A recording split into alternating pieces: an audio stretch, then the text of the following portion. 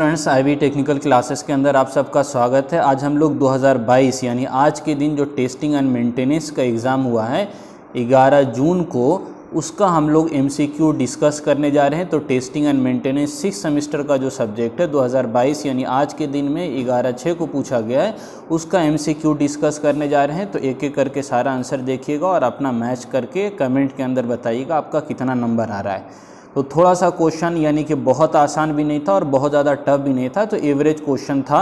तो उम्मीद है आप लोगों का लगभग सही हुआ होगा। तो एक एक करके हम लोग सारा क्वेश्चन देखते हैं।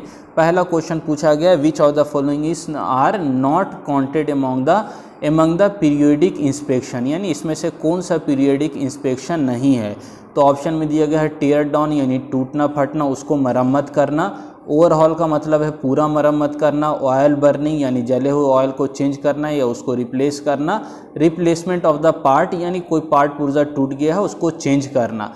तो ये पहला, दूसरा और तीसरा, ये तीनों काम हम लोग करते हैं पीरियडिक इंस्पेक्शन में। सिर्फ ऑयल अगर जल गया है, बर्न हो गया है, उसको रिप्लेसमेंट वो अदर मेथड के अंदर आता है। तो इसका करेक्ट आंसर यानी कौन सा नहीं होगा, तो इसका करेक्ट आंसर पहला का सी होगा कि ऑयल बर्निंग को चेंज करना, देख रेख करना आपका पीरियडिक इंस्पेक्शन के अंदर नहीं आता है।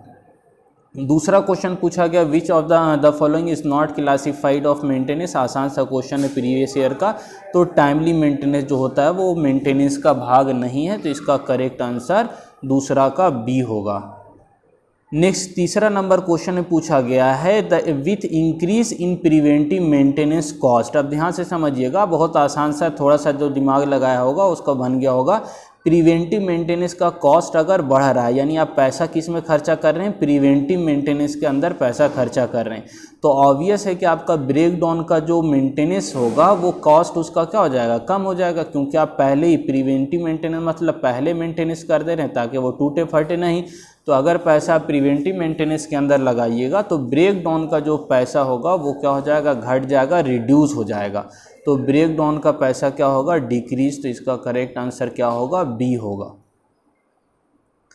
नेक्स्ट चौथा नंबर क्वेश्चन में पूछा गया, द फॉलोइंग शेड्यूल मेंटेनेंस। कौन सा शेड्यूल मेंटेनेंस है, तो overhauling of the machine, cleaning of tank, white washing of building, ये सारा चीज़ आपका शेड्यूल मेंटेनेंस के अंदर आता है। तो करेक्ट आंसर इसका डी होगा, यानी इन सारे चीज़ को हम लोगों को समय समय पर देखना होता है। तो करेक्ट आंसर डी होगा चौथा नंबर का। नेक्स्ट पांचवा नंबर क्वेश्चन पूछ रहा है, मिस अलाइनमेंट मे कॉज, यानी दो मशीन लगा हुआ था और दोनों मशीन के अंदर अलाइनमेंट सही नहीं है, तो उसके कारण की वजह से मेन दिक्कत प्रॉब्लम क्या होगा। तो मेन जो प्रॉब्लम होता है वो वाइब्रेशन, यानी मिस अलाइनमेंट की वजह से मशीन के अंदर वाइब्रेशन होने लगता है।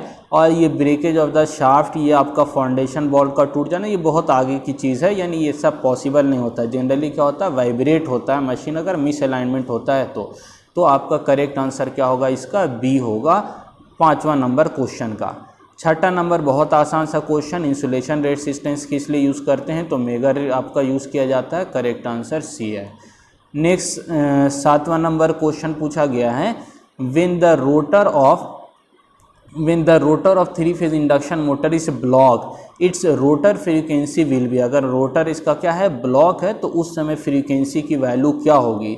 तो इसका करेक्ट आंसर सी होता है, equal to supply frequency. Supply frequency के बराबर होगा रोटर फ्रीक्वेंसी यदि ब्लॉक रहेगा तो इसका करेक्ट आंसर सी होगा।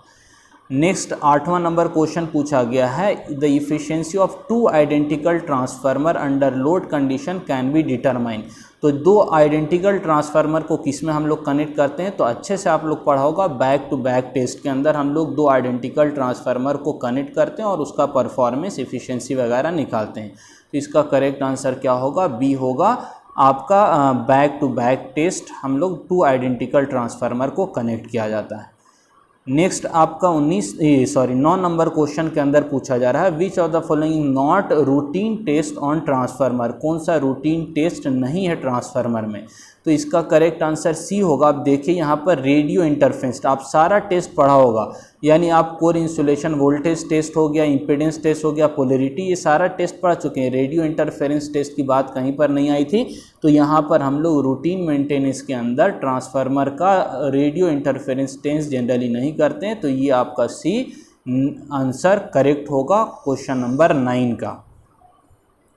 10वां क्वेश्चन के अंदर पूछा गया है no load test to perform on transformer. No load test generally जो हम लोग करते हैं वो कोर लॉस को फाइंड करने के लिए करते हैं, लेकिन अब ध्यान दीजिएगा यहाँ पर अब ऑप्शन डी के अंदर कोर लॉस यानी लॉस तो दिया हुआ है, इस साथ में मैग्नेटाइजिंग करंट भी दिया है, तो हम लोग नो लोड टेस्ट लॉसेस को भी फाइंड करते हैं, साथ में मैग्नेटाइजिंग करंट को भी फाइंड करते हैं, तो करेक्ट आंसर डी होगा।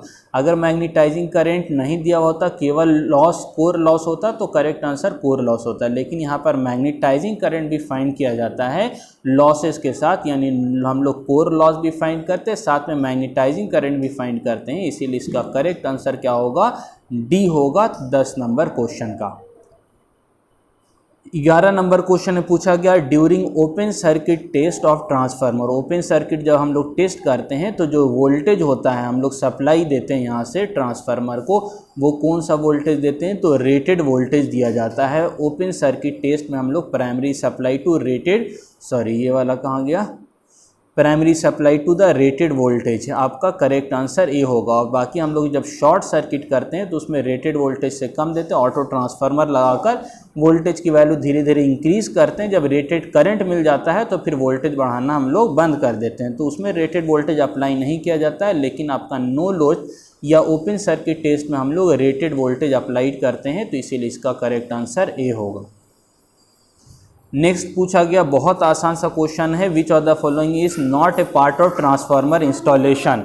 ट्रांसफार्मर यानी ट्रांसफार्मर का कौन सा निम्नलिखित में से भाग नहीं है जो कि ट्रांसफार्मर के अंदर इंस्टॉल नहीं होता है, तो कंजर्वेटर है, ब्रीदर है, बकहोल से एक्साइटर है, तो करेक्ट आंसर क्या है, एक्साइटेटर जनरेटर के अंदर यूज़ होता है, तो एक्साइटर यहाँ पर नहीं होगा, तो करेक्ट आंसर डी। बाकी सारा कंजर्वेटर है, ब्रीदर, बकहोल, ये सारा ट्रांसफार्मर का पार्ट है जो कि आप डिटेल में पढ़ चुके होंगे। नेक्स्ट क्वेश्चन पूछा गया है 13 नंबर क्वेश्चन।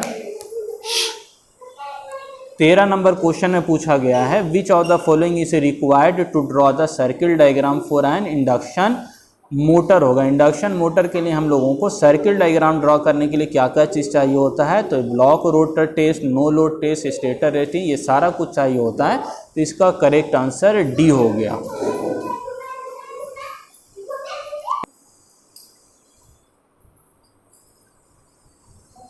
नेक्स्ट क्वेश्चन की तरफ बढ़ते हैं। नेक्स्ट क्वेश्चन पूछा जा रहा है, next block rotor test on induction motor is use to find. Block rotor test किस लिए हम लोग करते हैं, तो leakage reactance, power factor, short circuit current under rated voltage, ये सारा चीज़ फाइंड करने के लिए, तो इसका करेक्ट आंसर क्या होगा, डी होगा 15 नंबर क्वेश्चन का।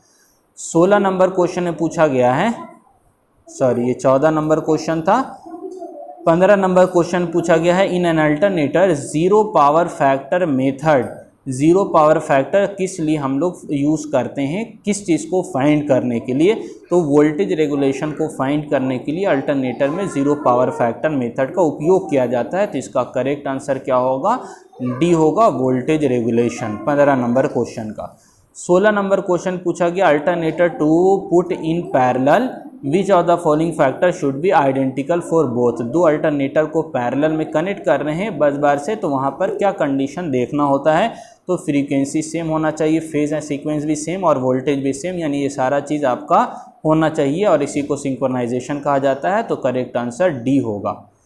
नेक्स्ट आपका क्वेश्चन पूछा गया है 17 नंबर क्वेश्चन में Swinburne test and brake test. तो आप स्विनबर्न टेस्ट और ब्रेक टेस्ट पढ़ा होगा, तो ब्रेक टेस्ट तो आपको अच्छे से याद होगा। ब्रेक टेस्ट का मतलब क्या, हम लोग क्या करते हैं, लोड लगाते हैं डायरेक्टली, है ना, यहाँ पर आपका बेल्ट लगाकर लोड लगाते हैं, तो इसमें लोड डायरेक्ट कनेक्ट होता है, और स्विनबर्न में इनडायरेक्ट ओपन सर्किट टेस्ट ही एक प्रकार का होता है। तो स्विनबर्न में आपका नो लोड होता है, यानी इनडायरेक्ट आपका मेथड होता है, और ब्रेक टेस्ट आपका डायरेक्ट मेथड होता है, तो इसका करेक्ट आंसर सी होगा, इनडायरेक्ट मेथड टेस्टिंग, और ब्रेक टेस्ट आपका डायरेक्ट मेथड ऑफ टेस्टिंग, तो करेक्ट आंसर इसका 17 नंबर का सी होगा।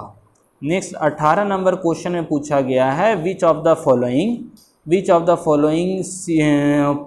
Following system produce vibration in foundation, यानी फाउंडेशन में आपका कब वाइब्रेशन प्रोड्यूस होगा, तो जब अनबैलेंस कंडीशन रहेगा तब आपका क्या होगा, वाइब्रेशन प्रोड्यूस होगा, तो करेक्ट आंसर क्या है आपका इसका, ए होगा, जब आपका अनबैलेंस रहेगा मशीन तो उस समय पर वाइब्रेशन प्रोड्यूस होगा।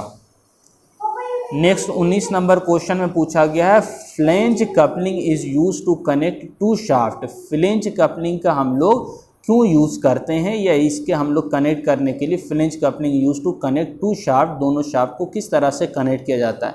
तो विच आर परफेक्टली अलाइंड, दोनों को हम लोग बिल्कुल सीधा रखकर अलाइन करते हैं तो इसको फ्लेंज कपलिंग बोला जाता है। तो इसका करेक्ट आंसर बी होगा। लास्ट और 20वां नंबर क्वेश्चन पूछा गया डाइलेक्ट्रिक स्ट्रेन, बहुत आसान सा है, तो इसका किलो वोल्ट पर एमएम के अंदर होता है, तो इसका करेक्ट आंसर ए होगा। आई होप आपको सारा आंसर अच्छे से समझ में आ गया हो गया। Thank you.